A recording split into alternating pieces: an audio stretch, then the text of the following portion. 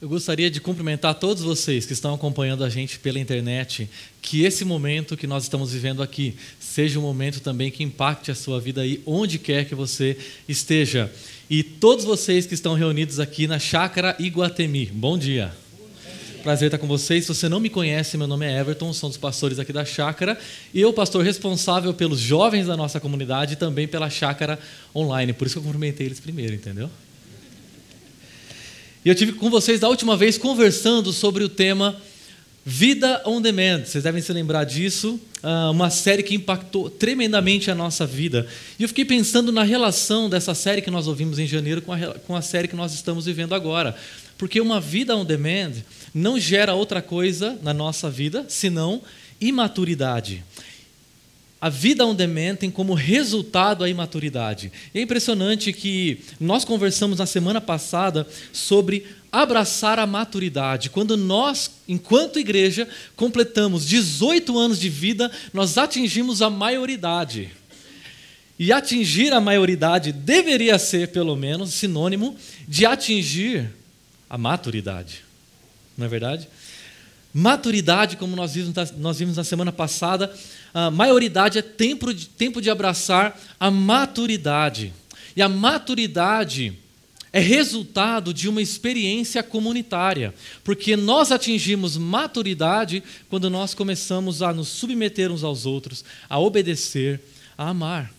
Mas é interessante que hoje pessoas não estão, quando atingem 18 anos, não necessariamente atingem maturidade emocional. Muitas pessoas, ainda com 18 anos, são imaturas emocionalmente, espiritualmente.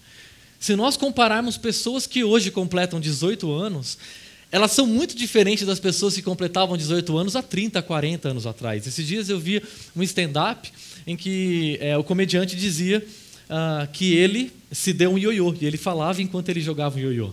Falava, e é muito interessante, ele tinha mais ou menos a minha idade, e ele dizia, eu estou com esse ioiô, e eu me dei esse ioiô de presente, e eu e meu pai temos isso em comum. Nós dois, com a mesma idade, me demos um ioiô.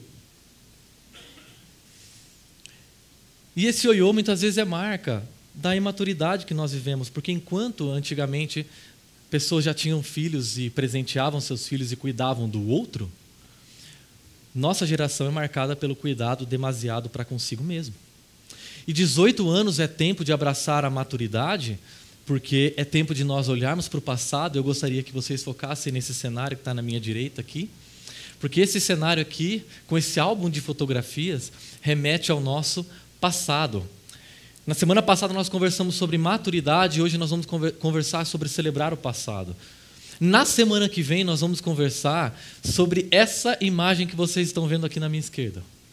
Uma imagem que representa o nosso futuro, o nosso sonho enquanto igreja, enquanto comunidade cristã para com o mundo. E no último dia dessa série nós vamos conversar, você está vendo essa imagem aqui, esse avião que está prestes a cair na minha cabeça? Esse avião que está aqui em cima representa o nosso presente. Maturidade significa isso. É a nossa capacidade de enxergar com clareza o nosso passado, a minha história, perceber quem Deus está me tornando no meio desse aparente caos que é a minha vida, que é a sua vida. Deus está usando esse caos que é a nossa história enquanto igreja. Deus está usando esse caos aparente que é a minha e a sua vida para gerar em nós maturidade. As pessoas que mais fazem diferença no presente são aquelas que melhor celebram seu passado e sonham seu futuro. Vou dizer de novo. As pessoas que mais fazem diferença no presente são aquelas que melhor celebram seu passado e sonham o seu futuro. Enquanto comunidade, nós precisamos aprender a celebrar o que Deus fez por nós no passado, a olhar para o passado e resgatar o nosso passado e perceber como ele contribui para a nossa formação e para o tipo de igreja que Deus quer que nós sejamos no futuro. Isso é igualmente verdadeiro para a minha história individual e para a sua história individual. À medida que nós olhamos para o nosso passado, à medida que nós resgatamos a nossa história, nossa individualidade, nossos dons, talentos, nossa personalidade, nós passamos a perceber o que Deus quer fazer com a gente no futuro. e nós temos mais relevância no presente. Ao olharmos para trás, nós conseguimos precisar melhor o que Deus quer fazer com a gente lá no futuro. E por falar em passado, em celebrar o passado, quem aqui é o tipo de pessoa que ama olhar álbuns de fotografia? Muito bom, muitas pessoas. Eu trouxe aqui, nessa bolsa vermelha, um álbum de fotografias do meu casamento. Olha só que lindo, eu e a Valerinha, essa moça linda que acabou de cantar aqui, e esse moço aqui com quem ela teve o azar de casar. Eu gostaria que vocês até projetassem aqui atrás, ó, o pessoal vê com mais facilidade. Esse é o nosso álbum de fotografia do nosso casamento. É impressionante, porque quando a gente folheia, esse álbum é pesado, esse é dos modernos, tem imã e tudo. Quando a gente folheia o nosso álbum de casamento, a gente começa a perceber o que Deus fez na nossa história, o que Deus fez no nosso passado, uma experiência marcante e profunda da nossa existência, da nossa vida, e isso começa a mexer com o nosso presente. Essa aqui, para quem não conhece, é minha maravilhosa mãe. Que lindo, né? E a gente começa a se lembrar de momentos marcantes da nossa história, o que Deus fez, como Ele mexeu com a gente, o que Ele fez lá atrás. E à medida que a gente se lembra das histórias, do que Deus fez, do que Deus falou, de como Ele mexeu com a gente, de como Ele nos conquistou, de como Ele transformou realidades, nós passamos a ter o nosso presente transformado. Eu me lembrei que nesse dia eu tinha feito uma música para cantar com a Valéria, para a Valéria. Eu fiz uma música e cantei essa música no meu casamento. A Valéria provavelmente se lembra dessa canção. Aqui sou eu cantando essa canção. Olha só, que linda, ouvindo. Ela começou a chorar. Era uma canção inspirada no livro de Cantares. Ela dizia assim: qual lírio entre as rosas é minha querida entre as donzelas.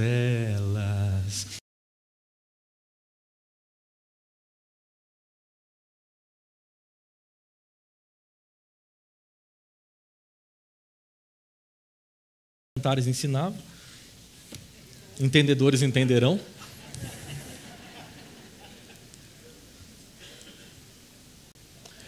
Ali nós tivemos o nosso primeiro jantar. Eu não consegui mostrar a foto, a gente foi no McDonald's.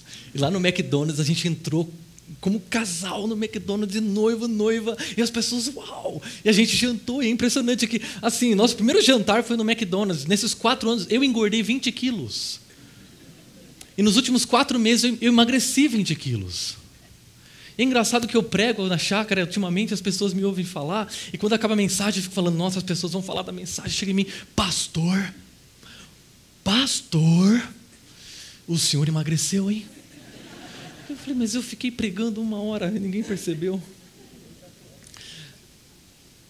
E é impressionante como que, quando nós olhamos para a nossa história, olhamos para o nosso passado, nós começamos a resgatar as nossas motivações iniciais. E ao resgatar as nossas motivações iniciais, nós passamos a ter o nosso presente transformado.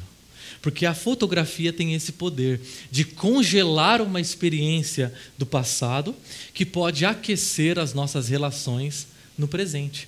E quando eu falo disso, eu me lembro de uma música do Ed Sheeran, que ele diz o seguinte, Photograph é o nome dessa música. Ele diz, amar pode doer. Amar pode doer às vezes, mas é a única coisa que eu conheço. Quando fica difícil, você sabe que pode ficar difícil às vezes, é a única coisa que nos faz sentir vivos. Nós guardamos esse amor numa fotografia. Nós fizemos essas memórias para nós mesmos, onde nossos olhos nunca estiveram fechados, nossos corações nunca estiveram partidos e o tempo está congelado para sempre. Nessas fotografias, quando nós experimentamos isso, eu não tive tantas oportunidades de frustrar a Valéria como eu tive ao longo do meu casamento. À medida que o tempo vai passando, nossas relações vão se desgastando. Olhar nos olhos fica difícil. Abrir o coração fica difícil. E conforme o tempo vai passando, o relacionamento se esfria. Mas a fotografia tem essa capacidade de resgatar do passado a nossa motivação original para transformar o nosso presente. Quais eram as nossas motivações lá atrás? Olhar para o passado pode mudar o seu presente. Olhar para a sua história pode transformar a sua relação. A fotografia tem esse poder de congelar uma experiência do passado para reaquecer uma relação no presente. É por isso que hoje eu gostaria de celebrar com vocês o passado, uma vez que nós estamos comemorando aqui na Chácara Primavera 18 anos, e eu me dei conta nessa semana que eu iria falar no aniversário de 18 anos da Chácara Primavera. Uma igreja que tem feito tanta diferença na vida de tantos homens, mulheres, líderes, pastores.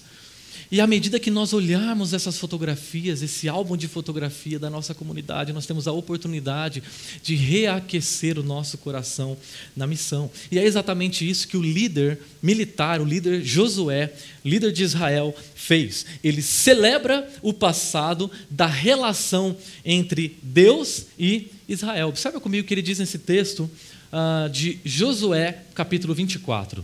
Então Josué reuniu as tribos de Israel em Siquém, convocou as autoridades, os líderes, os juízes, os oficiais de Israel, todo mundo, e eles compareceram diante de Deus. Josué, então, convoca toda a liderança de Israel, todas as tribos de Israel, e juntos eles vêm fazer uma cerimônia. É como se Josué, nesse momento, se colocasse como um celebrante de uma cerimônia, tendo de um lado Israel e tendo do outro lado o próprio Deus. Todos se colocam diante de Deus, e Deus é esse marido, enquanto Israel, a sua esposa.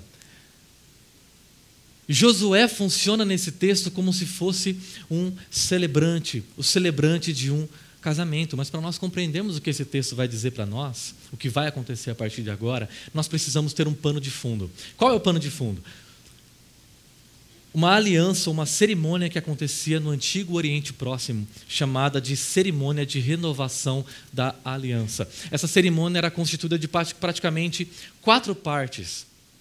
Um prólogo histórico, as condições da aliança, a reafirmação do compromisso e a evidência dessa aliança. Essa cerimônia era muito comum no Antigo Oriente Próximo, na relação entre um suzerano, uma nação suzerana e um povo vassalo. Exatamente essa estrutura em que esse suzerano, esse rei, se voltava para uma nação vassala e dizia para ela a história dessa relação. E depois dessa história da relação, quais eram as condições? Eles revisitavam as condições dessa aliança. É só quando a nação vassala ouvia a história da relação entre ela e o suzerano, é que ela tinha condições de se lembrar do tratado que eles tinham entre si e de responder a essa aliança de maneira fiel, de maneira íntegra. Logo em seguida, a reafirmação do compromisso, são os votos. O que nós faremos? O que nós faremos na nossa relação, no nosso relacionamento? É a decisão por reafirmar esses compromissos feitos no passado. Então, a evidência física desse compromisso, dessa aliança. Muito interessante que essa mesma estrutura que nós vemos em documentos antigos do Oriente Próximo, nós enxergamos nesse texto de Josué. Todo Josué capítulo 4 resgata essa mesma estrutura vista nos documentos da relação ou numa cerimônia de renovação da aliança entre um rei suzerano e um povo vassalo. Exatamente essa estrutura. Nós estamos aqui no capítulo 24 de Josué, que é o capítulo que é o último capítulo desse livro. E nós estamos diante do fim da vida desse líder de Josué, que dedicou toda a sua história à liderança de Israel e depois assume o lugar de Moisés. E ele oferece nesse capítulo 24 um discurso, que é o discurso um último discurso da sua vida que retoma, que relembra, na verdade, os últimos discursos feitos por Moisés antes de morrer. É como se Josué funcionasse para nós e funcionasse para Israel como se fosse um segundo Moisés. Ele se despede através de discursos. Mas eu gostaria de focar com vocês apenas o prólogo histórico. Então você pode ficar tranquilo que eu não vou ler todo esse documento, tá bom? Eu vou focar sobre essa história, que é quando Josué abre o livro, o álbum de fotografias de Israel e convida Israel a olhar para o passado. Então ele reúne esse álbum de fotografia de Israel e ele relembra, através desse álbum de fotografia de Israel, qual é a história da relação entre Deus e Israel. Mas observe que interessante como ele começa esse discurso. Disse Josué a todo o povo: assim diz o Senhor, o Deus de Israel. Ele fala em nome do rei, do suzerano, do noivo. São palavras que esse noivo dirige à sua noiva, que esse rei dirige ao seu povo. É como se o próprio Deus estivesse convidando Israel a olhar o seu álbum de fotografias e começa a descrever cada página desse álbum. E a primeira fotografia que nós temos é essa. Há muito tempo, os seus antepassados viviam além do Eufrates e prestavam culto a outros deuses. Mas, e essa palavra é muito importante, você pode dizer junto comigo bem forte: eu tirei. Vai ficar mais bonito. Mas seu pai Abraão da terra que fica além do rio Eufrates e o conduzi por toda a Canaã e lhe dei muitos descendentes. Dei-lhe Isaque, e a Isaque dei Jacó e Esaú. Mas Jacó e seus filhos desceram para o Egito. Sabe qual é essa primeira imagem que Deus resgata para o coração de Israel? Qual é a primeira fotografia? É a fotografia de um ultrassom. Ele resgata Gênesis. E o livro de Gênesis é o livro da concepção. Livro de Gênesis é o livro da concepção. Como o cosmos foi concebido, como a humanidade foi concebida, como o pecado foi concebido. Logo em seguida, então, como Deus vai responder ao pecado humano, como o povo de Israel, como o povo de Deus é concebido. Gênesis narra como o povo de Deus é concebido, como esse povo vem à existência. O que Deus faz? Deus tira Abraão, um homem que vivia com sua família, um povo pagão, adorando outros deuses e que viviam do lado de lá do rio Eufrates. E Deus tira Abraão, esse homem, e o conduz, e o transporta através desse rio Eufrates, do ponto A para o ponto B. E desse homem Abraão, Deus faz nascer Isaque, e Deus faz nascer Jacó, e Deus faz nascer 12 filhos. Simbolicamente, o rio muitas vezes representa o passar da morte para a vida ou da vida para a morte. Abraão é tirado do lado de lá do rio Eufrates e é trazido para o lado de cá. O que acontece? Acontece uma concepção. Uma semente cai no ventre da terra e começa a germinar. O embrião começa a se formar no útero. E qual é o nome desse útero onde o povo de Deus começa a amadurecer, a se desenvolver? Egito. O Egito é esse lugar de escuridão. Perceba que os filhos, Jacó e seus 12 filhos, descem de volta para o Egito, atravessam novamente o rio, e ao atravessarem esse rio, ao se deslocarem para o Egito, eles começam a ser formados, amadurecidos, desenvolvidos enquanto povo. É no Egito que eles são feitos escravos. Deus relembra dessa história quando no passado ele tirou Abraão do lado de lá do Eufrates e o trouxe para perto de si. Uma segunda fotografia dessa relação. Então enviei Moisés e Arão e feri os egípcios com pragas, com as quais os castiguei, e depois tirei vocês de lá. E quando tirei os seus antepassados do Egito, vocês vieram para onde? Vocês vieram para o mar. E os egípcios os perseguiram até o Mar Vermelho. Mas os seus antepassados clamaram a mim, e eu coloquei trevas entre vocês e os egípcios. Fiz voltar o mar sobre eles, e o mar os engoliu. A segunda fotografia que nós temos da relação entre Israel e Deus é a fotografia do Êxodo, é a fotografia do nascimento. Esse povo se desenvolve, se multiplica no Egito, e agora chega o momento deles atravessarem o mar. Eles são libertos da escravidão, eles são conduzidos para a presença de Deus, e nesse mar, esse mesmo mar em que egípcios morrem, esse mesmo mar gera a vida, esse mesmo mar gera o povo de Israel. O livro de Êxodo é o livro do nascimento desse povo. A água. Nesse nascimento, a água, o povo de Deus nasce e uma nova vida passa a existir. E quem é a parteira desse nascimento? Moisés e Arão. Porque eles conduzem, eles são usados como instrumentos de Deus para conduzir o povo do Egito, passar pela água até a terra prometida. Se em Gênesis o povo de Deus é concebido, no livro de Êxodo ele é resgatado.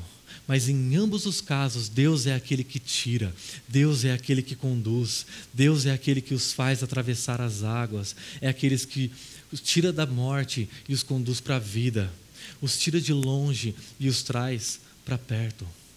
Há uma terceira fotografia nesse álbum. Depois disso, vocês viveram no deserto longo tempo. Eu os trouxe para a terra dos amorreus que viviam a leste do rio Jordão. Eles lutaram contra vocês, mas eu os entreguei nas suas mãos.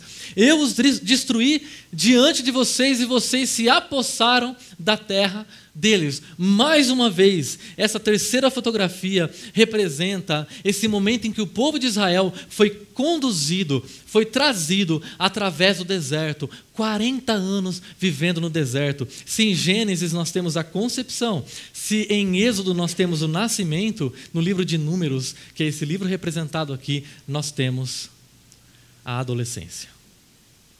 O que acontece quando o povo está no deserto? Eles reclamam. Eles reclamam de tudo. Eles reclamam de Moisés, eles reclamam que não tem comida, eles reclamam da água, eles reclamam que eles querem voltar para o Egito. Esse tempo da adolescência é um tempo de reclamação, é a fase do contra. Israel é contra. Contra tudo, contra todos, contra o lugar, contra a comida, contra o líder, contra Deus, contra todo mundo. Ele se torna um povo do contra, um povo rebelde. Deus não desiste desse povo. E Ele continua conduzindo, trazendo, se movendo e movendo este povo na sua própria direção. E o objetivo de Deus é conduzir esse povo, que Ele fez nascer, que Ele fez crescer e que Ele está conduzindo. O objetivo dele é levá-los até a maturidade. O objetivo deles é conduzi-los até a maioridade. E olha que interessante essa última fotografia que nós temos desse álbum.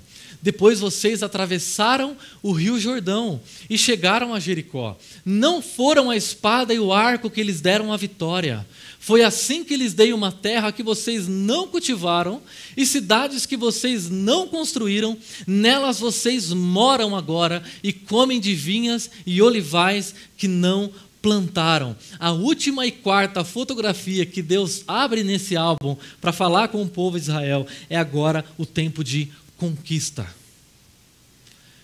O livro de Josué, que é essa história que nós acabamos de narrar, de descrever, é o livro, é a história da conquista, porque esse povo conquista a sua maioridade. Agora eles passam a usufruir de um novo status. Eles sempre foram um povo que andou. Abraão andou, Israel andou, Jacó andou, o povo sempre peregrinou, mas agora eles vivem um novo status. E qual é esse status? Agora eles vão se fixar. agora eles vão se estabelecer em uma terra. E essa terra não é fruto da sua própria conquista, não é fruto dos seus braços, do seu arco, da sua luta. Essa terra é conquista do próprio Deus, que concede a eles cidades e comida, sustento, lar, moradia, casas. Tudo isso que Israel passa a usufruir, está usufruindo nesse momento de celebração, nesse momento de cerimônia, não é fruto da própria conquista deles. É fruto da graça, do milagre, da bondade, do cuidado de Deus. Deus conduz esse povo até esse momento. E o que Josué está dizendo, ou melhor, o que Deus está dizendo através de Josué para o povo é: vocês estão atingindo a maioridade, e maioridade é tempo de maturidade. Agora é tempo de vocês viverem um novo momento na história de vocês, um novo relacionamento meu com vocês. E eu quero que esse relacionamento seja um relacionamento marcado pela maturidade, porque a maturidade é fruto da vida em comunidade, é fruto da relação. Deus os conduz pelo Jordão e eles atravessam o Jordão. E mais uma vez, Deus faz com que eles saiam de um ambiente de morte, de distanciamento, de alienação de Deus e os conduz para perto de si. Qual é a conclusão desse álbum de fotografia? Deus é aquele que chama. Deus é aquele que resgata. Deus é aquele que conduz. Deus é aquele que dá. Deus é totalmente soberano sobre a história, mas ao mesmo tempo amoroso. Esse prólogo histórico, essa história, mostra Deus conduzindo e dando filhos, descendentes, terras, casas. A maioria dos verbos usados até aqui são verbos que têm Deus como sujeito. Deus fazendo algo em relação a Israel. Quando Israel lê a sua história, quem é o sujeito dessa história é o próprio Deus. Ele dá, Ele conduz, Ele tira, Ele faz. O que é muito interessante é que praticamente todos os deuses daquela época, sejam os deuses que Abraão servia para lá do Eufrates, sejam os deuses do Egito, ou sejam os deuses cananeus, eram todos deuses territoriais, eram deuses estáticos. Eram deuses que ficavam parados e cada um tinha a sua jurisdição. Um é responsável pela água, o outro é responsável pelo ar, o outro é responsável pelo céu, o outro é responsável pelo vento, o outro é responsável pelo fogo, e cada um tem a sua jurisdição, cada um tem o seu território muito bem definido. Esse Deus que tem uma relação com Israel, ele é um Deus que se move. O Deus da Bíblia é um Deus que se move. É o Deus que vai até o Eufrates, o lado de lá do Eufrates, e conduz Abraão para si. É o Deus que vai até o Egito e conduz o povo para si, através do Mar Vermelho. É o Deus que vai até o outro lado do Jordão e conduz o seu povo até o lado de cá e conduz o seu povo até a sua presença. O Deus de Israel é um Deus que transporta, é um Deus que tira, é um Deus que move o seu povo na direção da sua vontade, em direção à maturidade. Deus está se movendo. E essas fotografias da história de Israel na sua relação com Deus são fotografias que servem para reacender o amor e a paixão de Israel no presente. Além de Israel, tem alguém que está atingindo a maioridade. A Chácara Primavera está atingindo a sua maioridade. E nós, enquanto igreja, nós, enquanto comunidade, temos uma oportunidade que Deus está nos dando. A oportunidade de nos tornarmos maduros, porque Deus quer que nós vivamos um novo momento. E nós só percebemos esse novo momento ao olhar para a nossa história. Eu gostaria de convidar vocês a verem 3 fotografias. Com certeza tem muita coisa que Deus fez no passado. Eu selecionei 3 fotografias da Chácara Primavera. A primeira fotografia é a fotografia da concepção da Chácara Primavera. Com certeza você já deve ter ouvido o pastor Ricardo, eu já ouvi algumas vezes, o pastor Ricardo falando que por um acaso a Ana Maria o convidou para que ele estivesse ensinando algumas pessoas que se encontravam na casa dela. Ele passa a ensinar essas pessoas, impressionantemente, a casa da Ana Maria começa a se tornar um espaço em que começa a crescer, e as pessoas começam a chegar, e ela passa a empurrar os móveis, a arrumar lugar, porque aquele lugar começa a se tornar pequeno, e a concepção da Chácara Primavera é um lugar em que pessoas começam a crescer. Desse espaço, 36 pessoas se movem para formar o grupo base. Eu não vivi essa experiência, mas de tantas vezes que eu já vi o pastor Ricardo contar, eu já me sinto parte dessa história, eu já me sinto dentro dessa história, porque essa história é sua, essa história é minha, essa história é nossa. Essas 36 pessoas começam a pensar e a sonhar o que Deus quer fazer de nós na cidade de Campinas. Por que mais uma igreja na cidade de Campinas? Quem Deus deseja alcançar? Quem Deus deseja mover? Quem Deus deseja transformar na cidade de Campinas? E essas pessoas começam a orar e se perguntar isso. E Deus os direciona. Eles começam a perceber que Deus deseja alcançar pessoas dentro da nossa cidade, na região, pessoas que não conhecem o Evangelho, pessoas que não conhecem a boa notícia, e essas pessoas passam a compreender e a se render a esse Evangelho, a se render a essa história. Elas passam a entender a Bíblia. Isso é muito doido, porque a gente a vida inteira lê a Bíblia. E de repente, alguém vem e explica e ela começa a fazer sentido. E as pessoas começam a se sentar nos bancos e elas começam a compreender. E elas começam a se render. E pessoas começam a vir. E eu banquei o detetive essa semana e comecei a tentar pesquisar os números, as coisas. Comecei a sair perguntando para todo mundo os números, as coisas, para entender esse momento. E eu descobri que de 36 pessoas em 2001, a chácara chega em 2010 a 600 membros, praticamente. Deus conduz essa comunidade cristã de 36 pessoas em 2001 e os multiplica para 600, quase 600 membros.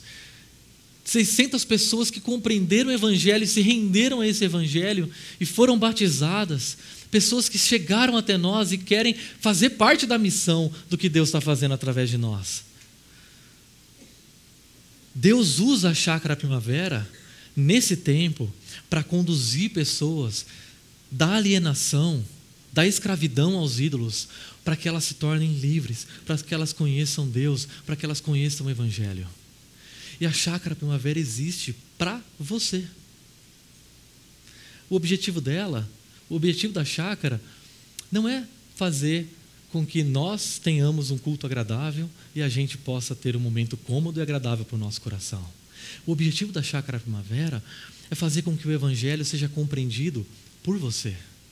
É para que você possa ter a missão que Deus tem para a sua vida de maneira mais clara e exercê-la no seu ambiente de trabalho, no meio da sua família, para que mais pessoas possam se render ao Evangelho. Nós ouvimos esse Evangelho, esse Evangelho nos transformou de tal maneira que nós não podemos ficar quietos, nós não podemos nos calar.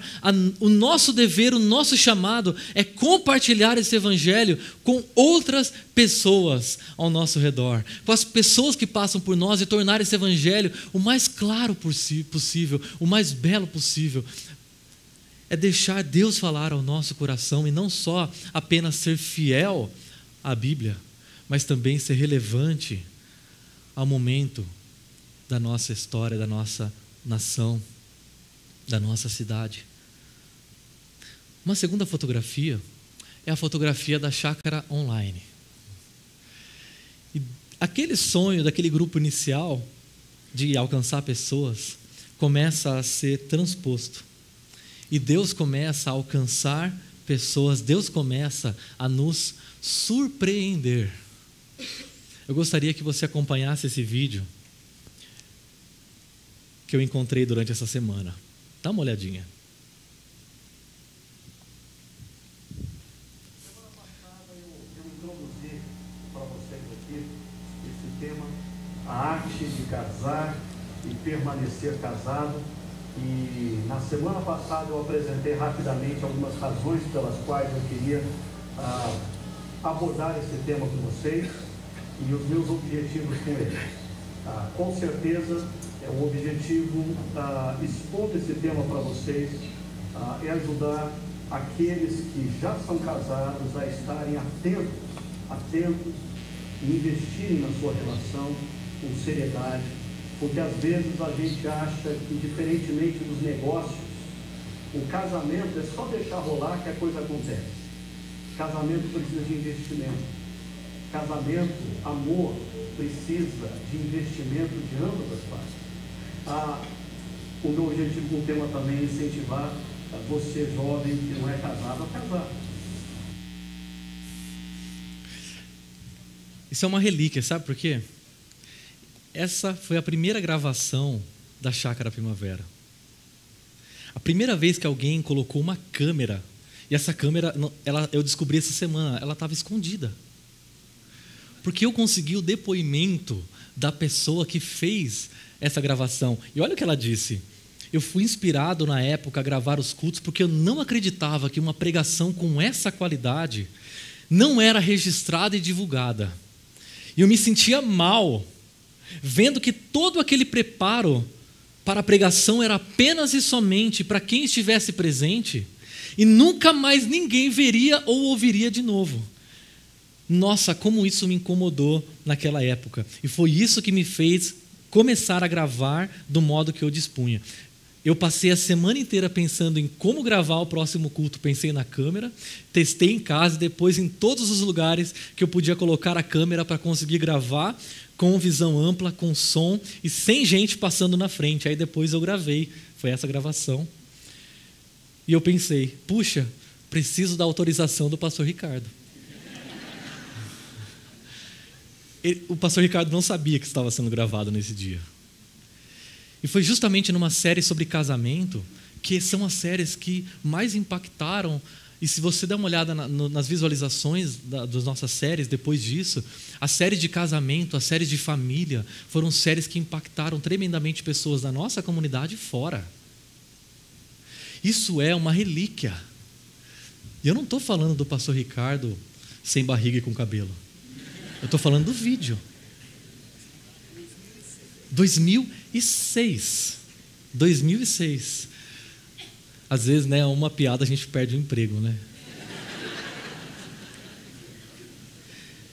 Essa gravação mostra o primeiro momento em que alguém decidiu gravar o que estava acontecendo nesse auditório e ter isso registrado e até transmitir para fora. Essa segunda fotografia revela um momento. Instantes depois dessa fotografia, alguém resolveu oferecer uma doação de R$10.000.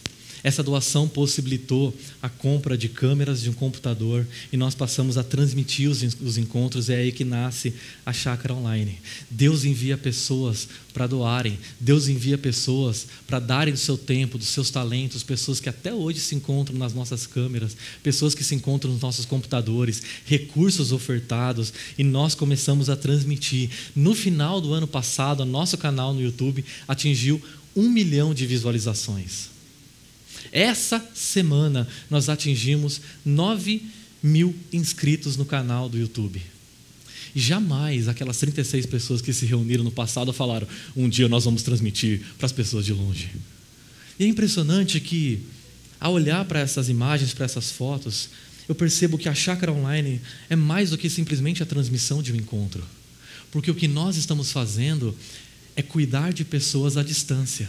O que nós estamos fazendo é oferecer oportunidade para pessoas que jamais pisariam em Campinas terem a oportunidade de ouvir uma mensagem, de serem cuidadas, de terem um atendimento, de terem primeiros passos online, de terem grupos online. E pessoas que se encontram em Campinas, fora de Campinas, no Brasil, no mundo, têm a oportunidade de ouvir a mensagem através da nossa comunidade, serem impactadas e transformadas. E quantas vezes o pastor Ricardo já chegou até nós e disse: eu recebi um e-mail essa semana de uma pessoa que eu nunca vi na minha vida dizendo que as minhas mensagens transformaram a vida dela. E é impressionante porque Assim como o pastor Ricardo não fazia noção de que ele estava sendo transmitido aqui, gravado aqui, há pessoas que estão sendo impactadas e já foram impactadas ao longo da nossa história, que Deus conduziu das trevas para a sua luz, e que Deus usou a Chácara Primavera para conduzir essas pessoas até mais perto dele. Tempo de maioridade é tempo de nós celebrarmos o passado, e à medida que nós olhamos para o passado, nós começamos a entender o que Deus está querendo fazer com a gente no futuro.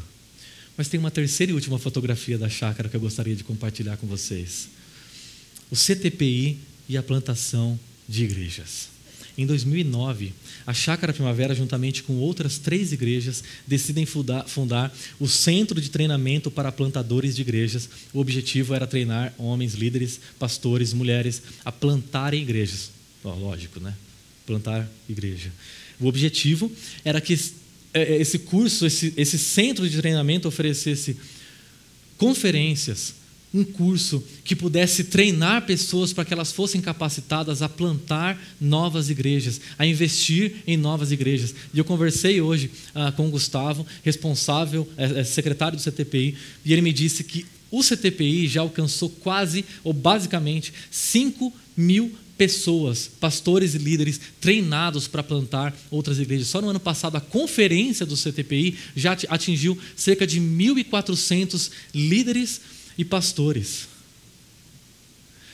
Quem sonharia que a Chácara Primavera pudesse ser usada para fazer diferença assim, não só na sua própria estrutura, mas investindo em outras estruturas, para que outras estruturas pudessem alcançar e abençoar pessoas, para que outros líderes fossem feitos heróis, e através deles, pessoas pudessem conhecer Deus. Hoje a Chácara Primavera já chegou a investir em mais de 60 plantações de igrejas. E eu fiquei profundamente comovido e até nervoso para vir falar sobre esse momento para vocês, porque quantos pastores e líderes da minha idade, mais velhos que eu, assistem às transmissões, passam pela chácara, já foram investidos na vida deles, e são até hoje inspirados pela nossa comunidade para abençoar e alcançar pessoas, exercer o seu ministério com paixão, exercer o seu ministério com excelência. Deus usou a nossa comunidade para investir, treinar e abençoar pessoas. Esses recursos, essa influência não vem de nós, vem de Deus. É Ele que tem nos conduzido, é Ele que tem nos abençoado. E quando nós atingimos esse momento da nossa história, é maduro da nossa parte olharmos para trás e sabermos celebrar o que Deus fez. Sabe por quê? Porque a fotografia do nosso passado revela que Deus é o dono da nossa história. Deus é o dono da nossa história. E é Ele que está conduzindo a nossa história. Quando nós olhamos para trás, nós não temos dúvida de que tudo que nós fizemos, tudo que nós temos, não se deve à nossa habilidade e capacidade de fazer qualquer coisa. O próprio Deus nos conduziu, o próprio Deus nos abençoou. Mas eu gostaria, antes de finalizar, de abrir mais um álbum de fotografias com vocês. O seu álbum de fotografia pessoal. O álbum de fotografia da sua história. Eu gostaria de mostrar para vocês 2 fotografias da sua história. Primeira, como Deus chama você. Para nós termos vida espiritual, nós precisamos nascer espiritualmente. Jesus disse isso, que se você e eu, para nós desenvolvermos, termos uma relação com Deus, nós precisamos nascer espiritualmente. Abraão nasce espiritualmente, Jacó nasce espiritualmente, Israel nasce espiritualmente, a chácara nasce espiritualmente, eu e você precisamos nascer espiritualmente. E nisso eu lembro em 2006 da minha história, porque eu venho de uma família religiosa, minha mãe especialmente muito religiosa. Meu pai, eu creio que eu posso contar isso abertamente para vocês. Meu pai, durante toda a nossa vida, a minha infância e adolescência, ele tinha um vício muito grande, cigarros e bebida. E eu me lembro da minha infância, eu dizendo para o meu pai, pai, por que o senhor não para de fazer essas coisas? Porque isso faz mal para o senhor. Isso é um vício. Isso está destruindo você. Tinha uma criança dizendo isso para o seu pai. E minha mãe, muito religiosa, ela sempre estava envolvida em alguma coisa espiritual, religiosa. Sempre, sempre, sempre. Sempre ela estava com alguma coisa nova em casa. Sempre. Eu nunca me esqueço de um dia que minha mãe chegou em casa com uma vassoura. Meu pai foi varrer a casa e falou, cadê a vassoura? Eu não, eu levei na igreja. Onde? Não, na igreja. Mas por quê? Não, para poder abençoar e agora eu vou varrer os males espirituais dessa casa. Minha mãe sempre foi envolvida com esse tipo de coisa. E eu lembro de determinado dia que minha mãe se rendeu ao Evangelho e logo depois disso, isso se deu na cozinha da nossa casa. Ela fez uma oração e rendeu a vida, a história dela ao Evangelho, na cozinha da nossa casa. E ela virou para o meu pai e falou, bem, eu gostaria que você conhecesse algo que eu conheci. Abriu a Bíblia, levou ela até um líder espiritual e ele falou do Evangelho para ele. Ele se rendeu ao Evangelho naquele dia. E no outro dia, ele não tinha mais nenhum vício. E ele não fez nenhum tipo de tratamento. Deus liberta o meu pai, logo em seguida da minha mãe, e ele queria fazer algo na minha história. Porque eu, nessa fase de adolescência, comecei a entrar em crise existencial. Crise de adolescente. Para que eu estou aqui? O que eu estou fazendo aqui? Deus começa a me incomodar profundamente. Eu venho chegar à conclusão que é Deus agora. Deus começa a me incomodar profundamente a respeito de questões pessoais, individuais. E eu tinha um sonho. Eu cheguei para meu pai e para minha mãe e disse, eu vou ter uma banda de rock. E eu vou viver a partir dessa banda. Eu disse desse jeito para eles, assim.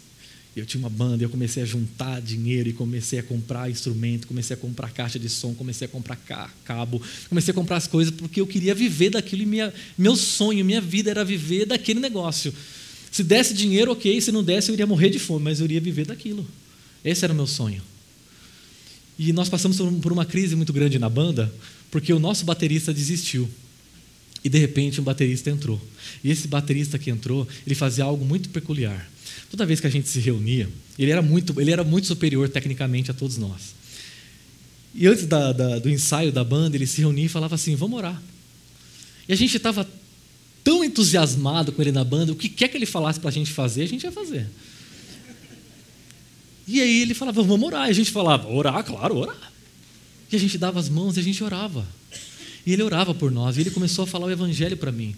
Na minha casa eu estava passando por tudo aquilo, e na minha vida interior eu estava passando por questões, por crises, e de repente aparece essa pessoa que começa a falar o Evangelho para mim. Eu chego em casa um determinado dia, e eu tinha show no sábado, 2006, um barzinho à noite.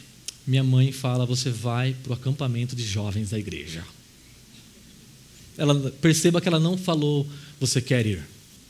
Ela disse, você vai. Eu falei, lógico que não, eu tenho show amanhã à noite. Ela disse, não tem problema, você vai no outro dia de manhã. Ela deixou a mala feita. Quando eu cheguei 3 horas da manhã, entrei em casa, dei com uma mala dentro de casa, dentro do meu quarto.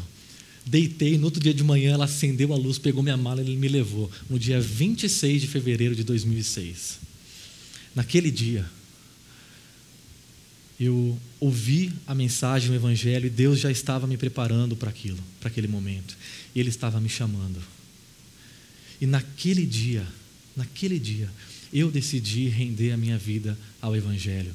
Eu decidi ser um seguidor de Jesus. Eu decidi que a minha vida iria ser pautada não pelo que eu quero, mas pelo que Ele quer. E que a palavra dEle iria me orientar. E é impressionante, porque depois daquele dia, me veio uma vontade enorme de ler a Bíblia. E acabou o encontro naquela manhã, eu me desloquei para o quarto dos meninos, todo mundo foi jogar bola, jogar vôlei, fazer as coisas, conversar. Eu peguei a Bíblia e abri e comecei a ler.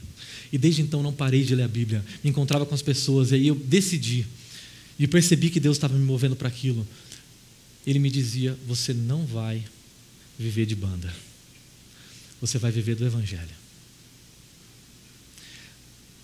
Logo naquela semana, eu comecei a sentir isso muito forte.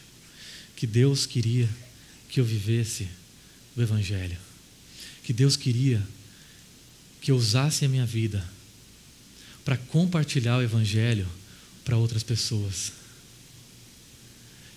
Eu me lembro de subir em palco para cantar e eu ficava extremamente nervoso. O que significaria subir para falar para as pessoas? E se você me conhecesse adolescente em cima do palco, eu era muito magrelo. Eu de frente parecia que eu estava de lado, eu de lado parecia que eu tinha ido embora. Você não sabia distinguir o que era gente, o que era guitarra e o que era pedestal, porque era tudo a mesma coisa. E Deus decidiu fazer dessa pessoa extremamente tímida, cheia de crises, alguém que Ele iria mostrar o Evangelho dele e conduzi-lo para perto de si. E Deus tem feito isso comigo. Deus tem me conduzido, Deus tem me transportado. Eu gostaria que você pensasse sobre isso na sua história pessoal, porque pode ser que você experimentou esse momento no seu passado, e Deus está querendo que você revisite isso no seu passado, para que isso possa aquecer o seu coração hoje. Pode ser que você não tenha experimentado isso, e Deus está chamando você para experimentar uma caminhada com Ele.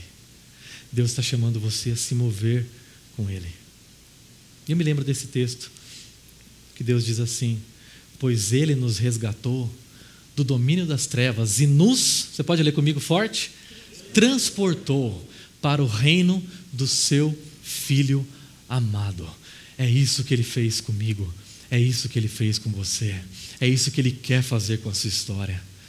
Ele quer que você não pertença mais a você, Ele quer te transportar, Ele quer tirar você de onde você está e conduzir você para perto dEle, tirar você da sua ignorância, da sua alienação, da sua escravidão, e conduzi-lo para a liberdade que é viver na presença dEle, que é viver junto com Ele. Ele quer transportar você. O nome Josué é a versão aramaica para o nome Jesus.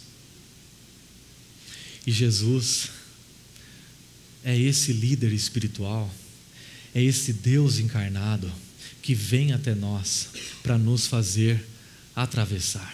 Porque Jesus atravessou o Jordão físico quando Ele foi batizado e conduzido ao deserto, e lá Ele enfrentou a maior das batalhas e Ele saiu vitorioso. Mas não apenas isso, esse Jesus enfrentou o maior deserto, a maior travessia, quando Ele morre naquela cruz e ressuscita. E Ele atravessa aquele Jordão espiritual. Para quê? Para me conduzir, para conduzir você à presença de Deus, para nos conduzir para a presença eterna desse Filho amado, para nos tirar desse reino de trevas, obscuridade, e para nos conduzir para perto dEle. A morte, a ressurreição de Jesus significam essa conquista. Deus me conquistou. Deus te conquistou. Deus nos conquista para perto dEle, nos move para a sua presença. O seu passado é uma fotografia do amor de Deus por você, que serve para reacender o seu amor por Ele no presente. Talvez hoje a sua relação com Deus esteja desgastada, vazia. O que nós precisamos para reaquecer o nosso relacionamento com Deus é olhar para o passado e perceber o que Ele fez na nossa história. Isso pode nos transformar aqui hoje. Mas não apenas isso. Deus conduziu você. Deus tem conduzido a sua história. Talvez você tenha chegado aqui hoje pensando que suas conquistas são resultados dos seus esforços, que o seu dinheiro é resultado do seu suor, que os seus bens são resultados das suas habilidades. Mas nós viemos aqui para contar a nossa história, a sua história, e você não é resultado da sua capacidade. De onde vem a sua saúde? De onde vem os seus sonhos? De onde vem os seus talentos? De onde vem o seu tempo? De onde vem a sua vida, senão desse próprio Deus, que é o doador e o mantenedor de toda a vida, de toda história. Perceba que na maioria das vezes nós não conseguimos perceber Deus agindo no presente. Nós conseguimos perceber Deus agindo no passado. É quando nós chegamos hoje e começamos a olhar para a nossa história que nós percebemos que é Ele que tem feito. Na época a gente não percebeu, mas hoje a gente percebe. A sua empresa, a sua família, o seu sucesso, o seu dinheiro, a sua conta bancária não é resultado da sua própria capacidade. Deus é aquele que nos deu tudo o que nós precisamos. Ele tem sido o nosso pastor que nos tem conduzido. A fotografia do seu passado revela que Deus é o dono da sua história. Nós não somos frutos da nossa habilidade, da nossa capacidade, do nosso dinheiro. Tudo isso é dádiva de Deus. Por isso eu gostaria de convidar você a refletir e praticar comigo. Josué, depois de contar essa história, ele diz essa palavra para o povo: agora temam ao Senhor e sirvam-no com integridade e fidelidade. Olhar para o passado gera para nós hoje um desafio. Qual é o desafio? Servir a Deus. Servir significa submeter a nossa vida a Ele. Significa que Ele é o dono da nossa história. E uma vez que Ele chamou você, uma vez que Ele resgatou você, uma vez que Ele conduziu você, nós não podemos fazer outra coisa com a nossa vida senão servi-lo, senão entregar a nossa história a Ele. O seu passado é uma fotografia do amor de Deus por você. E essa fotografia não deve gerar outra coisa em nós, senão a rendição das nossas histórias, a rendição das nossas vidas. E ele diz duas palavras com integridade. Integridade significa que os nossos valores agora são norteados pelos valores da palavra de Deus. Uma vez que Ele fez tudo isso com a nossa história, agora os valores da minha vida não são os valores que eu escolho para mim. Os valores da minha vida são os originados da palavra de Deus. Honestidade, pureza, obediência, amor, humildade. Deus quer nos conduzir à maturidade, e absorver os valores dele para a nossa vida são meio para que isso aconteça. Mas não apenas isso, ele diz fidelidade. Uma das palavras que Josué diz ao longo desse discurso inteiro, que eu não li aqui, é que Deus é zeloso. Em outras palavras, Deus é ciumento. E se nós temos uma aliança com Ele, Ele não quer que nós o traiamos com outros deuses. Ele quer que nós sejamos fiéis a Ele, que nós o amemos acima de todas as coisas, inclusive acima da nossa própria vida. É isso que significa nos render ao Evangelho. É isso que significa entregar a nossa vida ao senhorio dEle. Para finalizar o nosso encontro, eu não gostaria de fazer uma oração sozinho. Eu gostaria de convidar você, que já rendeu e está rendendo a sua vida ao Evangelho, ao senhorio de Jesus, a fazer essa oração comigo. Essa oração que reconhece quem é Deus na nossa história, e essa oração que decide como nós vamos viver a partir de agora. Eu gostaria que nós fizéssemos, se você que já rendeu e está rendendo sua vida ao Evangelho, ao senhorio de Jesus, que você faça essa oração. Olhar para o nosso passado gera desafios para o nosso presente. Eu gostaria de convidar você a fazer essa oração comigo em voz alta. Vamos orar? Deus, reconheço que o Senhor é o autor da minha história, aquele que me chamou, resgatou e conduziu. Por isso, hoje, eu decido servir ao Senhor com integridade e fidelidade por toda a minha vida. Amém.